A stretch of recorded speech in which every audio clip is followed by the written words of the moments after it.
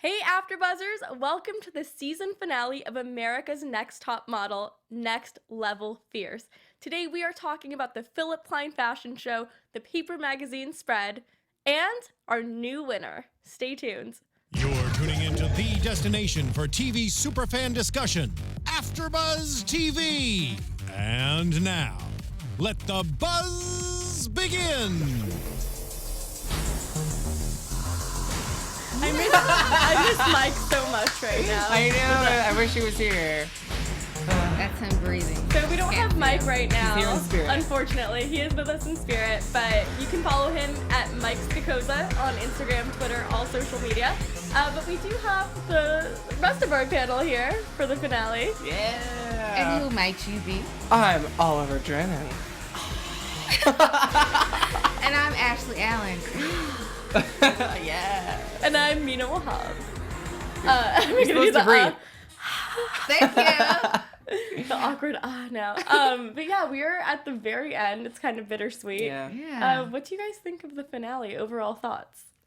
I feel like it went by really quick. This was like a fast episode for me. Mm-hmm. Yeah. What did you guys think? I think they I really. agree. Yeah. It's kind of. I'm like, wow. It's kind of unexpected. Like, Yeah. I thought it was gonna go a little bit differently. I'm content with the outcome.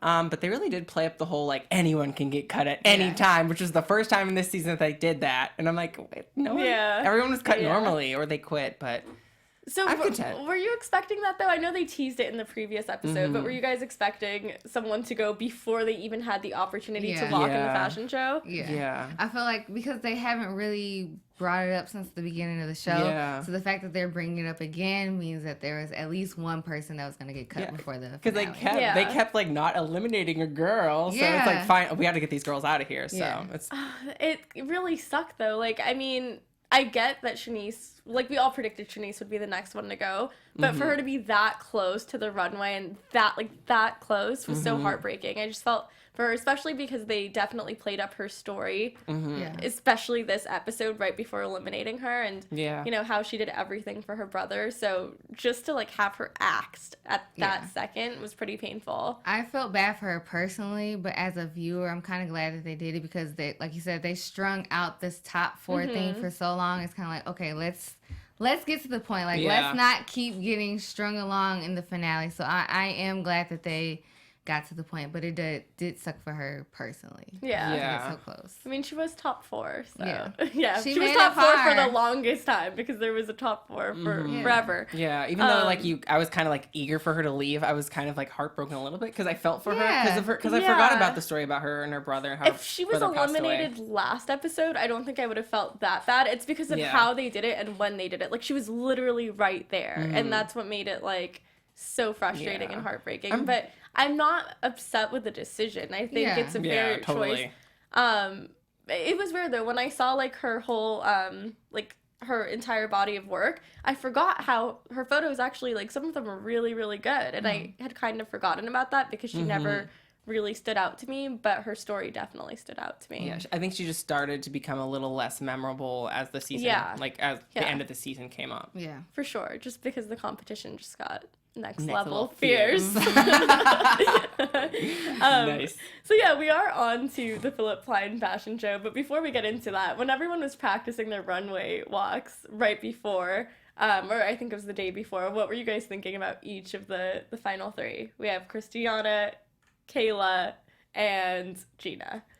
Well, of course, Gina was gonna kill it, so that wasn't a surprise at all. Yeah, I knew it. Like Philip didn't keep her for her to be eliminated like right there and then. It would have been like a slap in the face if she was the first one cut. I mean, do you think they were trying to turn her into a villain in the editing when she was kind of saying things about Shanice's walk? I felt like the editing was not in her favor. I'm like, can someone really be that mean? No, because I don't she's think not like that. I don't think she's really like that in real life. I don't think anyone is going to just say like these snide comments. I agree with her. It's just the way she said it, like the way they made it seem in editing was that she was this evil, like, she was coming for throughout Shanice. the entire thing, like even during the runway when she let go of the hand and it like zooms in on her letting go of the little kid's hand. It wasn't even that severe. She kind of just like, she wasn't like, huh. But they definitely made it. Everyone hates, like all the one of the judges hates her. Like, someone is out to get her because I just felt like all of the criticisms of Gina were so unwarranted. Like, I it's didn't too much. think that her letting go of the hand thing was a huge deal because, you know, like, you're in the moment and your adrenaline is pumping and you're trying to be fierce, you know what I mean? So I didn't think it was a rule that she had to hold her hand the entire time. Yeah. So I didn't understand why they were making a big deal about that. But I definitely do think that there were certain things that were edited not in Gina's favor. Yeah, and specifically this episode. And I think they did that purposely as well, just to kind of, as you brought up, the villain role, because without the villain role in this like episode, I think it wouldn't have been as exciting, I guess, because you start to root against Gina and start to root for the other girl, so it makes it more of an entertaining process for audiences. Yeah. How much of it do you think was editing when it came to Gina's personality portrayal versus this is her actual personality? Like, how much do you think editing affected the villain persona? Well, you can only edit so much, you know, so I'm sure certain pieces of it were true, and I'm not necessarily saying that that's how Gina is, but when you're under pressure and you're in a competition, there are pieces of your personality that you don't like that does come up. So I'm not going to say that she's walking around like doing this and smirking at people in regular life, but I'm sure in the moment of a competition is something that you want, it's your dream, like insecurities and things that you, not normal behavior can arise. So. Yeah, that's super insightful. That's a really fair assessment because she's not like this overall. Maybe it's just in this environment. Yeah, and you have to think about, like, I think Mike talked about it in previous episodes about how producers will ask you certain questions like over and over again just to get a certain answer out of you. They choose who they want to be the villain in a sense, or who it's easy to get out of. Because they're the ones at the end of the day kind of putting the story together, so makes sense. When Rhea was saying like she had like her little cameo, and she was saying like, I don't want Gina to win because I'm still so bitter about it because I should have been, like, she was eliminated, why did she get to come back? I was just like, oh my god, Rhea, let it go. Let it go. You're not, like, come on. Producers can definitely be very persuading. I've been in producer shoes before, so I've hyped some people up for like, don't let her talk to you like that. You gotta do that. So that's their job. They're supposed to create the drama and create the entertainment. So is it easy to do as a producer? No, sometimes it's not fun. It depends on the situation because you're messing with someone's character. You know, so it kind of depends on the show as to like, and it depends on the producer how far they'll go and how much they'll say. So it's not for everybody. It's like Unreal, the show. Yeah, I know. I was really thinking about that. Yeah, it is. So yeah. I always think of The Bachelor when I think of like manipulating with totally. people's emotions, especially when drinking's involved. Because I don't think drinking is really involved with America's Next Top Model, right? They're all models, so they're trying to drink depending water. on your age. Yeah, depending on, some girls are minors still. Like Kyla, she was 18, but if you're over 21, if you're 21 and over, they're more than likely allowed to drink for sure. Right. Okay, interesting. Well, what did you guys think of Crystianna? Because we started to see her fall. They really played up her kind of not. I don't want to say victim. She was just very insecure. That. I did breakdown. not. Yeah. Her breakdown, honestly, like I felt like we saw a different side of her. I just think it sucks because if she started out the way she was at the end and then ended where she was in the beginning, she would have totally come in first. Yeah. And that's what I was like asking you guys last week. Like, do you think you're more likely to become next top model when you start from the bottom and now you're here, like, or when you actually have been really strong throughout but maybe have a slip up here and there? And it's tough. It's a tough call, but we know how it ended in this episode. I mean, I think that's like a 50-50 chance because we have seen people in the past who have remained strong throughout the competition and have won. Just like, I can't remember her name. What season? What cycle? Let me know. I'll think about it. Okay. I'll think too. Like, Naima? No. Yeah, Naima. Was that her? She was pretty strong throughout the entire competition. And I remember the one criticism that they gave her, they were like, your pictures are always strong from 3/4 profile, but her direct pictures weren't that strong. But she was strong throughout the entire competition. So it's really like a case-by-case, model-by-model situation Totally. Yeah. She's my favorite from all of the seasons. Like, she's my favorite one. So and honestly, I do think that they tend to look for someone different in each season, honestly. Like, they're not going to have all blondes win, you know what I'm saying? For like, sure. they want any fashion the fashion world kind of changes, you know, all these trends, what's hot, the makeovers. I was kind of thinking about that with Kyla. Part of me was like, did she win because she's kind of like, she caters towards like the whole like Instagram generation and she's young and it's all about activism now and it's about that fresh, like, youthful face and like the biracial features. Is that like, I wonder like how much like these things have to go into determining the winner. I don't think Kyla has like the Instagram model look. She has like the classic I don't want to say regular. No, I'm not saying she looks like an Instagram model. I'm saying like in the age of Instagram, like she's like a young person that's savvy with social media and like an activist. Like, I wonder if that had anything to do with anything. I'm sure that's a factor, but I don't think that's like the deciding factor. Right. Yeah. Well. Oh, are we gonna break down pictures now? Because I'm looking at her picture right now. Yeah, well, let's go ahead. Let's do it. Yeah. Okay. So, I mean, the judges definitely like raved about that one. Yeah, I think for Kyla. Yeah, we're talking about Kyla's picture right now, by the way. I was so nervous when they pulled out the huge wigs. I was like, oh my God, these wigs are going to be too much. Are they going to swallow the girls? That's but they all pretty much rocked them well, I feel. Yeah. I was like, wondering, like, yeah, I totally agree with what you're saying. Can we get the Kyla picture a little bigger? Yeah. She looks really long. Yeah. And I guess I wasn't sure if this was going to be like a cover photo for Paper Magazine or just kind of be like in a spread. Because I was so used to Paper Magazine, their covers being like kind of like what they did previously. Beauty shot. Right. So I was definitely pleased with this one. I liked how it was like very vintage, and obviously this was a vintage like shoot that they were looking for. And she just looked very sexy, and it's okay to be sexy for Paper Magazine. I liked it. It just, the funny thing is it was not my favorite at all. Like, I liked it. I wasn't like, wow, this is the most amazing photo ever. I was just like, oh, cool. Of the like, three, Kyla's gotten was better. My favorite. Really? Yeah. I agree. Wow, when I saw it, I wasn't like overwhelmed by it at all. I was just like, oh, okay, cool. I just like that subtle smirk pretty. she kind of has. Like, she's smizing. Like, she's literally like defining smizing right here. Yeah. And I think it's like the simplicity that I like of it. Yeah. And also it's blue and like it's just very like her posture easy is to look so at. Great. So maybe the color helps with her. I don't know. No, it's for me. It's the simplicity, like the little arch in her back. She's still sitting up straight. Her legs aren't doing too much, and then of course, like I've been telling her to do this entire season, she dropped that chin, which elongates everything, and it really helps your eyes connect with the camera. So. And I even remember them saying specifically while she was shooting, I think it was Mickey B. He was like, this is a cover shot, which is really big. So, yeah, I totally agree. This is my favorite picture out of the three. Her three. posture is my favorite thing about the photo. Like, I like how effortless she looks and how she's, like, leaned back, but she still has, like, in a way, confidence in the picture without looking like she's trying too hard. And I think that's a hard like positioning to achieve in terms of body language, but in terms of like the overall look and the styling, which she has no control over, I wasn't like a huge fan of the picture. Okay.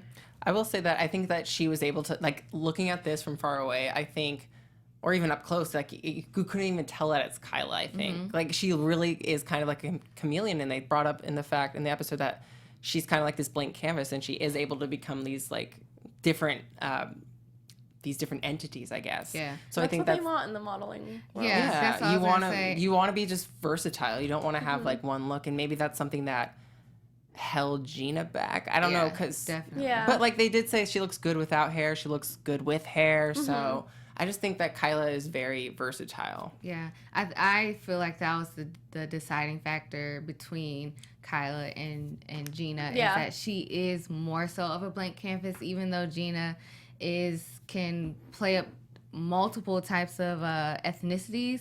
She has, but Kyla has the height.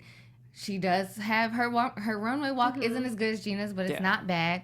But overall, she can be transformed a little bit more than Gina. That for sure is, I feel like, her advantage within this competition is that she can take direction while I didn't like how Drew was saying about Gina that, like, oh, yeah, but you've kind of been down and, like, you're not, like, that she has her moments of greatness. Yeah. That really annoyed me because I was like, what are you talking about? Gina's a phenomenal model. Yeah. Like, she's never taken a terrible picture. She's been killing it this entire season. So I agree with you, and I agree. Even Tyra called him out too. Like, what are you talking about? Yeah. She's been killing this entire season. that whole exchange with Law versus Drew. I was like, Drew, shut up. I think Drew just doesn't like her. I literally think that, and I think it's because he has a different perspective because he's gotten to work with her one-on-one in photo shoot settings, that maybe he sees something that we don't necessarily see, and he gets annoyed or bored with her, thinks that she's just not doing it for him, like she's mediocre. But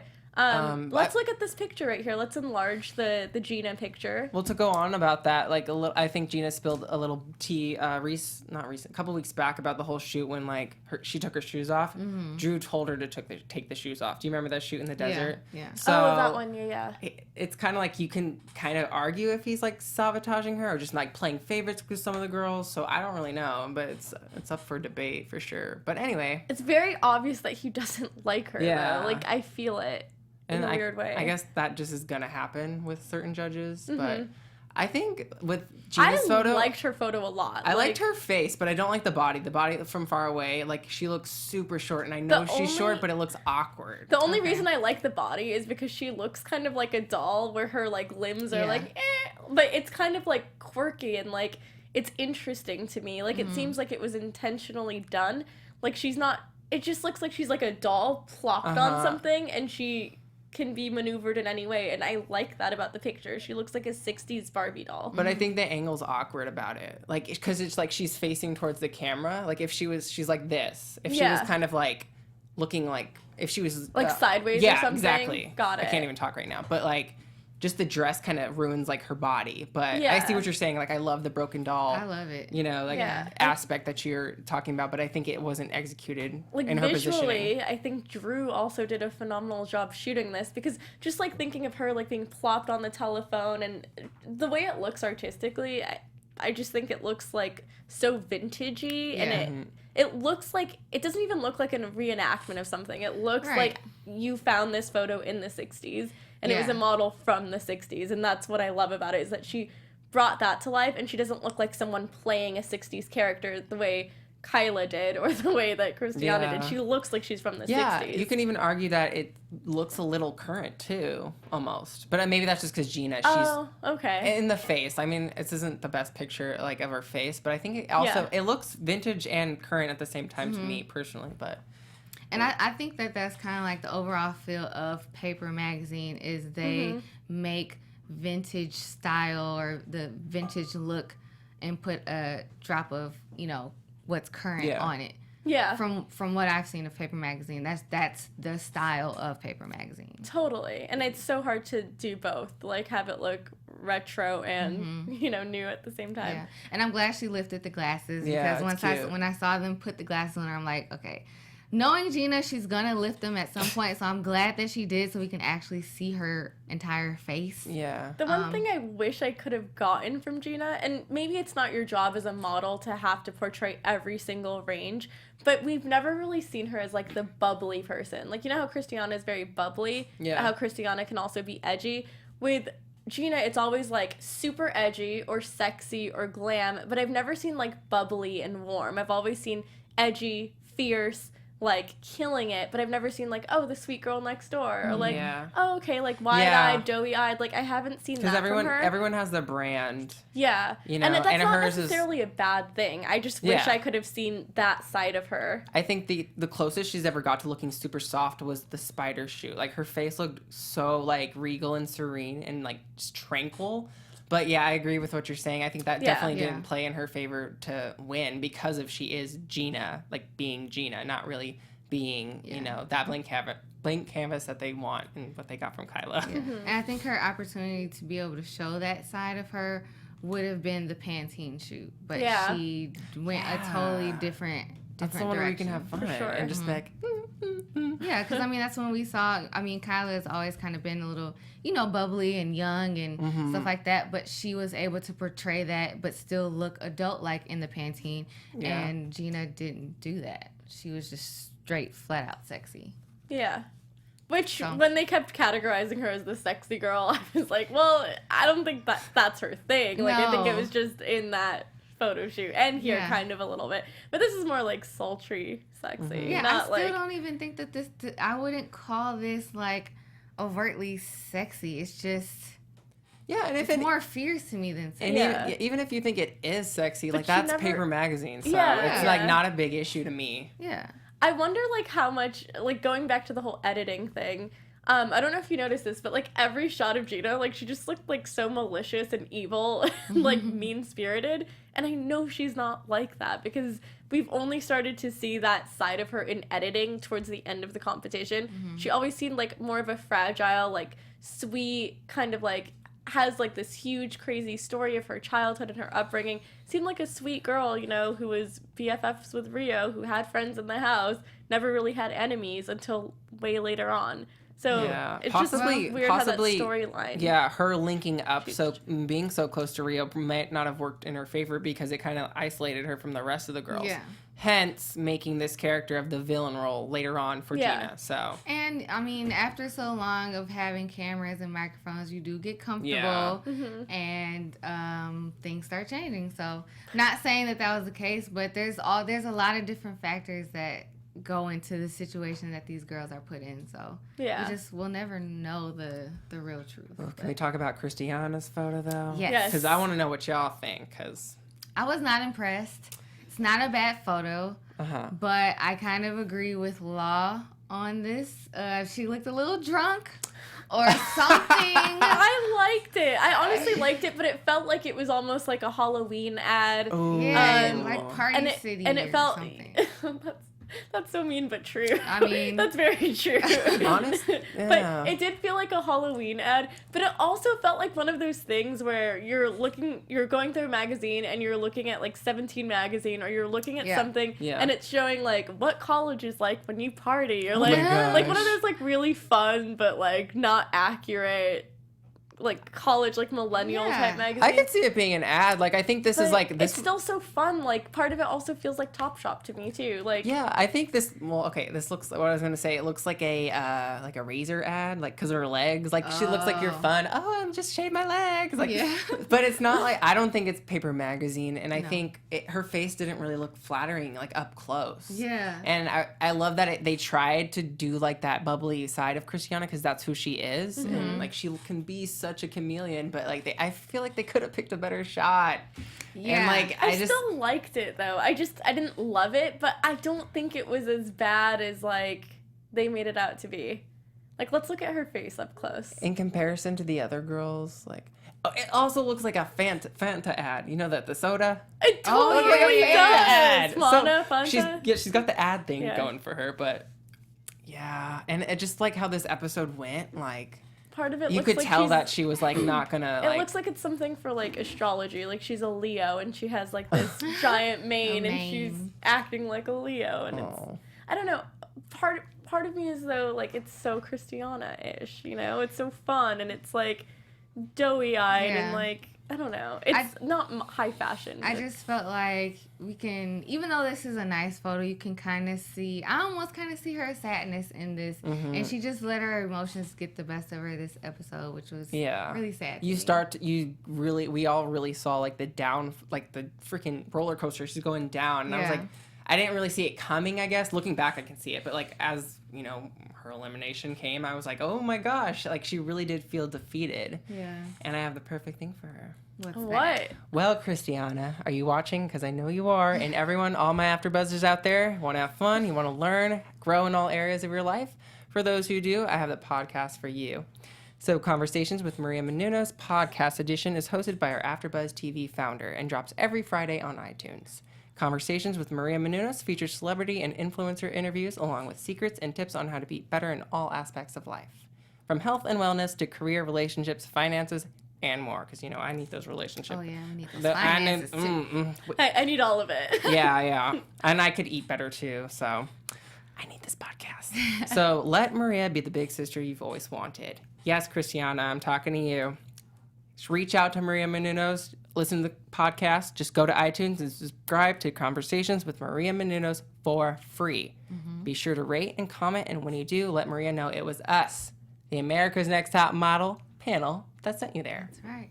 It's a really good podcast. It seriously is. I'm not just saying that. Like, we're not paid to say this. Right. It really is good. I downloaded it, I listened to it on my commutes. It's actually pretty insightful. Especially for the LA commutes, city commutes, Chicago, New York. And I feel like you get a good glimpse into, like, Maria Menounos' life, too. And she talks about how, like, her dad was a janitor and how she used to, like, help him clean up the nightclubs and kind of, like, I don't know, like, it's really interesting. It just makes you have so much respect for her and her hard, like, her work ethic and, like, how hard she works. Yeah. And exactly, because, you know, a lot of people think that hosting is just easy, but there's a lot of work and there's a lot of research. There's a lot of no's and stuff, you know, a lot of rejection, just like modeling, you get a lot of rejection. But, you know, it's a good thing for us to learn from, you know, one of the vets. And, of course, she's the founder of AFTERBUZZ, so we love Maria.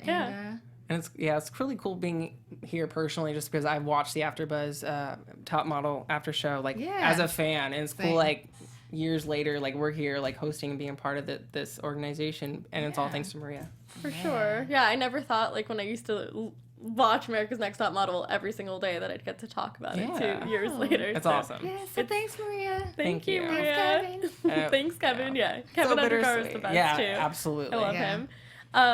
But yeah, getting back to this whole, you know, episode and the finale for America's Next Top Model, I don't know, when I was watching it, like, you knew how upset I was, because I've been Team Crystianna from the beginning. Like, same. And I was so devastated. Like, when she got eliminated, I felt like the judges were teasing all of the critiques in a way where they were kind of like, making you think that it was going to be Gina that would leave. Mm-hmm. And honestly, from all three of the models, there's not one of them that I thought should leave. They were all really great in different ways. So it's not like I'm saying Gina should have left, or you know, Kyla should have left and Crystianna should have been America's Next Top Model. I'm just saying, like, there's not one person I could have chosen to leave, because they were all so wonderful in different ways. And I know that sounds like stupid and like I'm being diplomatic or like politically correct, but I totally do feel that way. I feel like they each have something to contribute. Yeah. My personal favorite, Crystianna, but I also think that Gina is stunning and amazing. And you know, when we were watching the runway walks, Gina's walk was killer. Yeah. She had the best runway walk. Yeah. What did you think of, like, the whole runway with the Philip Plein fashion show, and you know how it started out talking about different types of beauty, and Tyra had the whole voiceover thing. It was so good. Real quick, Philip is beautiful. Anyway, and I really like the clothes. Like, the clothes were really cool. Everyone, like, had a different, like, I love the dresses. Crystianna's and Kyla's dresses were great, but going back to, like, the message and, like, the body positivity, that message of the show, it was really cool. And I think that the show has really evolved since its previous cycles. As much as I love the golden years of Top Model, the fashion industry and what they were portraying on the show at times could have been, like, seen problematic, because you know, we've had girls who were like, oh, you're gaining weight, oh, you're losing weight. Oh, I remember that with Kenya. I remember that. Yeah, so now Top Model in this day of age, even though it's not as good as the older seasons in my opinion, I think the message of just beauty is, like, there's so many different types of beauty, like, everyone is beautiful, and they're really showing that, and they're using the kids to bring them up and raise confidence within the kids and viewers around the country too, in the world. Everyone watches Top Model, so I just think the show's really become very conscious of different body types and, you know, ethnicities and just all walks of life. So I really did enjoy them. 100% agree. And even when they brought in the kids, I felt so warm inside, and I was like, this is so cute. Like, and the way they had such diversity within the children group. Like, you know, they had a child who didn't have hair, and they had, like, all different types of beauty. And obviously when you look at a kid, like, you don't really judge a kid for beauty. You just think all kids are cute. You're like, oh my God, this kid is so pure and innocent, and they look at the world with so much curiosity, and and they see the world differently. And I don't know, I just thought it was like such a good reminder of, like, how the show has been, just to, like, see those kids and have each person paired up with a specific kid. I love the whole thing. The concept behind the runway show was really great. And I also felt like Kyla had the most supporters, like, out of everyone in the house. And I thought that was, like, really interesting. Because when I was thinking about, like, the 3 girls that were left and who I'd want to be friends with the most, even though I like Crystianna the most, I could definitely see myself being friends with Kyla. Because she seems the most real to me. Yeah. Like, in terms of just, like, she shows her vulnerability. She doesn't try to play it up in any sort of way and try to make herself a victim. Like, she's literally, like, a genuine person. And I feel like she has a good heart, and she's a hard worker, too, and she takes criticism. So there's a lot of things about her where I'm like, I really would want to be friends with her, like, out of any of the girls. Yeah, if I had to team up and do a photo shoot with any of the girls, I would probably pick Kyla, because she just seems like the person you could, like, sit down with and strategize with before you start shooting and bounce ideas off of. So, she's a team player. She is. I'm surprised that she made it this far. Yeah. But she has proven, like, over the past, like, I would say 3, maybe 4 weeks, she has really stepped up. She has grown. Even the judges were surprised that she made it this far. So for her to come this far and to win, she earned it, and I'm happy with the decision. Yeah, I'm happy. It's almost better to, like, improve, like, start off rocky than really improve, because then that makes you memorable. Like, looking back, kind of like, it's like, okay, I started really noticing Kyla, as opposed to forgetting. Well, I didn't forget about Crystianna, but I definitely remembered Kyla's photo in comparison to Crystianna's photo. So, I get what you're saying. And I think also going back to Kyla, and how many supporters she had, I think Kyla's the youngest out of Gina and Crystianna. Crystianna's 32. I forget how old Gina is. But it's almost as if you're the most authentic as the younger you are, if that makes sense. I don't know. Well, yeah, I think you have a better sense of self when you're older. Yeah. But I think that you're learning about yourself. But I think when you're younger, you kind of, like, lay everything out there, and you're vulnerable. Mistakes. Yeah. Like, and that's beautiful. I think it's so important to be vulnerable, and I think Crystianna has shown that she's vulnerable with her story about being molested. But Kyla is overall definitely super vulnerable, and it's like she's not ashamed of. I'm so happy for her, like, in the sense that, you know, like, she had brain damage and, like, all these things, and, you know, she thought, like, oh, well, what am I going to do if I don't have this anymore, if I don't have that anymore, and she found something totally new that she had no experience in. So crazy that you can kind of, like, be a model from taking direction from judges.